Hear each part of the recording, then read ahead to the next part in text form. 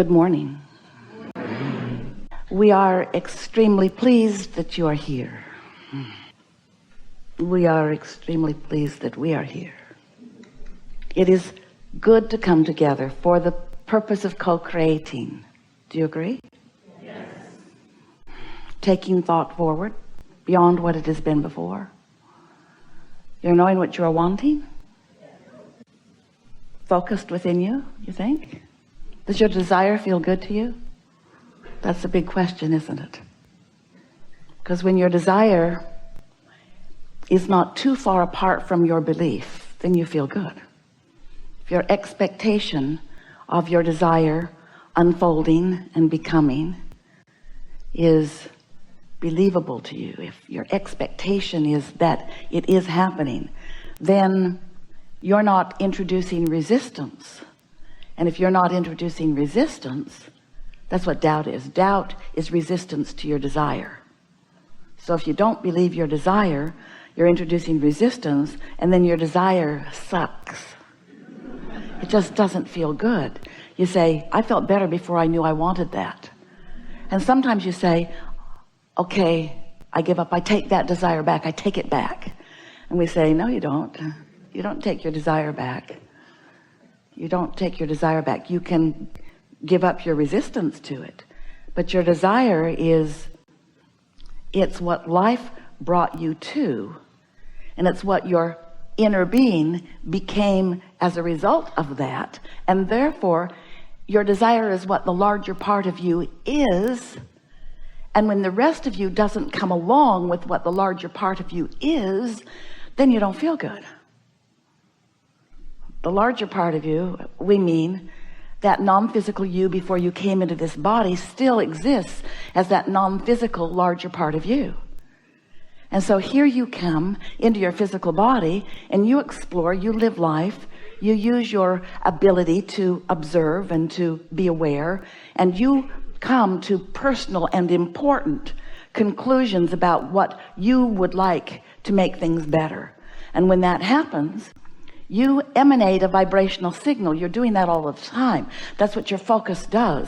Your focus is always radiating the improvement, and the non-physical part of you receives that message from you and understands it and becomes the improvement that you've asked for. The question is, are you coming along with your own improvement? And the answer to that question is, if you feel wonderful, yes. If you feel not so good, then not so much. And so what we talk about whenever you ask us to come and visit with you is about that melding between you and you. It's the blending of you. It's the you letting you be who you really intended to be. It's you fulfilling your life's purpose. It's you accomplishing vibrationally what you set out to accomplish. The rest of it will follow. But if you don't accomplish it vibrationally, if you don't think your way into alignment, if you don't use your emotional guidance system to feel yourself thinking your way into alignment, if that alignment does not occur, then the resistance that is present, because alignment isn't, keeps you from not only feeling good, that's what alignment is, but getting the things that you want. Do you know that you create your own reality? Oh, you do. You do. You create your own reality. You attract your own reality. You attract it by offering a signal. The question is, why are you offering the signal that you're offering? Are you observing something unwanted? If you're observing something unwanted, then you're offering a signal about that. And your point of attraction is more about that than about the improvement. Isn't that tricky? So you look around and you identify what's wrong.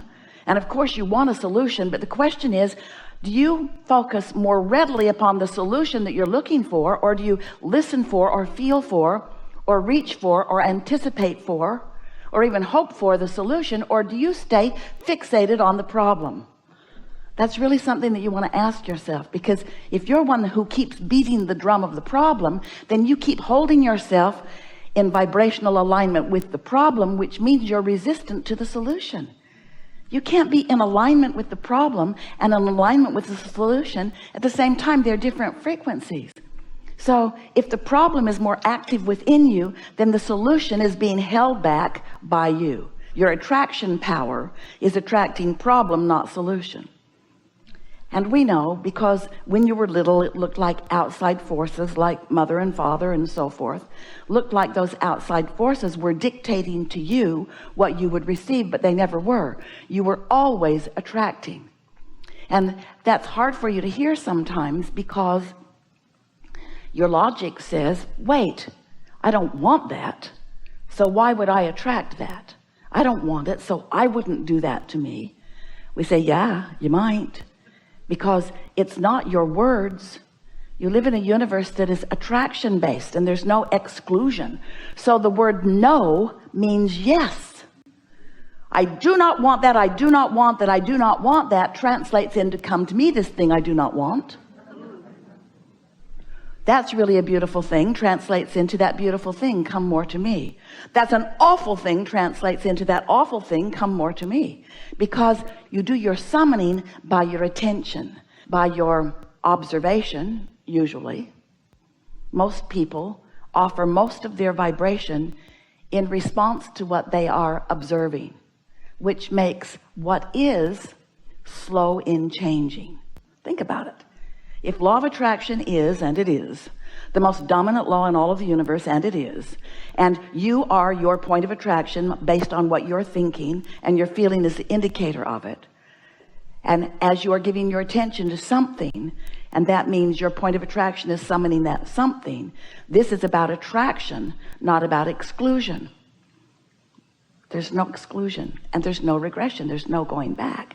There's only you becoming more, and if you want to feel good, keeping up with the more that you've become. We know. That should somewhere be on the contract that you sign before you come in here. I now understand that when life causes me to ask for something, that I have to let myself have it.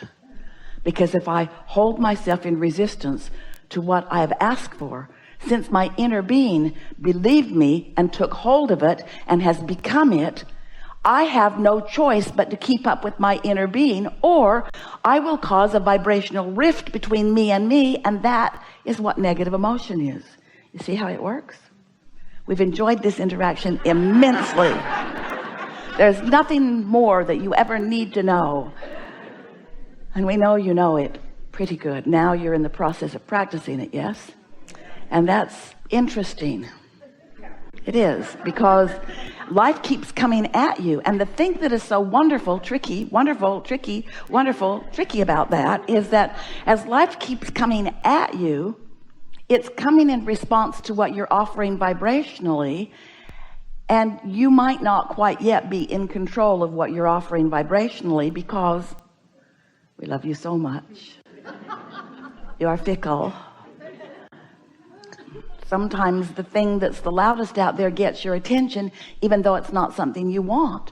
Esther said to us in the beginning of hearing us and deliberately applying what we were suggesting, she argued with us many times, but Abraham, this thing that I'm looking at that you say I should not be looking at is true. It's true, and therefore doesn't it deserve my attention? Shouldn't I be looking at it if it's true? And we said, if it's something that you want to continue in your experience, then yes, give it your attention. But if it's something that you would like to just fade away into non-existence as far as you are concerned, then take your attention from it. But as humans, you've gotten carried away on the examining of the problem. In fact, you're so good at examining the problem that you make monuments about them. You teach them to generation after generation. You want your new generations to feel as bad as you felt about the things that happened to you. And they don't want to, because they're not wired that way. They kind of think you're old and fuddy-duddy. They think you should just let it go, Mom. Just let it go. Just let it go. But no, I have an obligation to you, child of mine. You need to feel as bad as we all felt about this. No, it didn't happen in my generation. It happened in your grandmother's generation, and we owe it to her. We owe it to her to feel as bad. We've got to keep this bad feeling coming forward, or it will happen again, they say. If we don't focus upon the things that we don't want and make monuments about them and keep them active within us, then we're going to repeat them. And we say, how opposite of it is it? It's your attention to unwanted things that hold them to you. And it's your attention to wanted things that hold them to you. And it's one or the other. In other words, you can be focused upon the problem or the solution. And you can develop a pattern or a habit. You know people who are just pessimistic. If you want a good complaining session, call them up. They're always ready. They're always ready. They'll jump right in on anything. They're ready. They're ready. What you got? What you got for me today? What you got? What you got? Yeah. Let's talk about that. Oh, and there's a group online. Let's join them. Let's join them. Let's see how bad we can feel about this. We know that's not your intention. Your intention is to solve the problem. But you can't solve the problem by looking at the problem, because the problem is its own unique vibration that will keep coming at you as long as you're focused upon it. My mom, when she was small, she's always had eye problems and stuff like that. And she kind of gets this law of attraction idea. I explain to her a lot what it is. And I just want to know where to start with her for she can start, seeing better and stuff like that. Well, the most important thing for you to know before you try to convey, it's not about the words that you say. It's about how you feel about the words that you're saying. As you get tuned into all of this so that you just know it, then your power of influence is strong. If you've got wishful thinking, or if you're hoping to help, then your influence isn't that strong. But when you know something, because you've shown it to yourself, then you can convey it in a way that it's harder for them to deny it. But this is the most important thing that we want you to hear from us. It's not your job to convince her. And the other thing that we want to say to you is, you know how we've been talking all day about your inner beings reaching to you? Everyone has an inner being reaching. That's what I'm trying to make sure. So her inner being's reaching to her, and she might not be letting it in. So don't be surprised if she doesn't let you in either. Just because you're up close and personal and easier to see and smell and taste and touch and so forth, doesn't mean that she will let you in. I kind of see that whenever I explain something, I kind of see through her that she's iffy on my explanations. That she is what? That she's iffy, like she doesn't really, she's not all there with me, She kind of does not believe some of this. All right. What we're wanting to say to you is, it doesn't matter what she believes or doesn't believe, and it doesn't matter what she receives from you or not. What matters is how you feel about it as you are explaining it. And when you're really tuned in, your timing will be especially good. You'll catch her at a more receptive moment. So this is what we want you to know so that you can convey it to your mother. We want you to know this.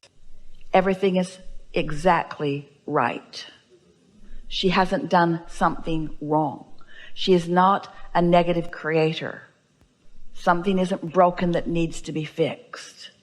It's really important, because you can't be ready to be ready to be ready if where you stand feels wrong to you. And that's what's so hard when people come to try to help.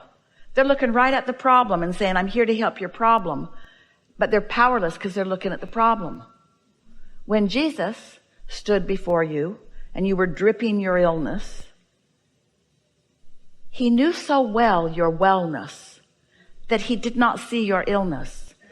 And he knew so well your wellness that he influenced everything around him and everything around you to wellness. That's influence. And then he said, don't go talk to other influencers. Don't go thinking about it like you've been thinking about it. And so when you know that it's all right, and you're not focused upon any problem, then you are an influencer to help someone be more ready to be ready to be ready to be ready. You know yourself, if somebody comes in and they're looking you over and they find something that they think they need to tell you about that's a problem, don't you always recoil just a little bit? Sort of like, I could have done without that. And maybe I like this spinach in my teeth. Maybe I put it there on purpose.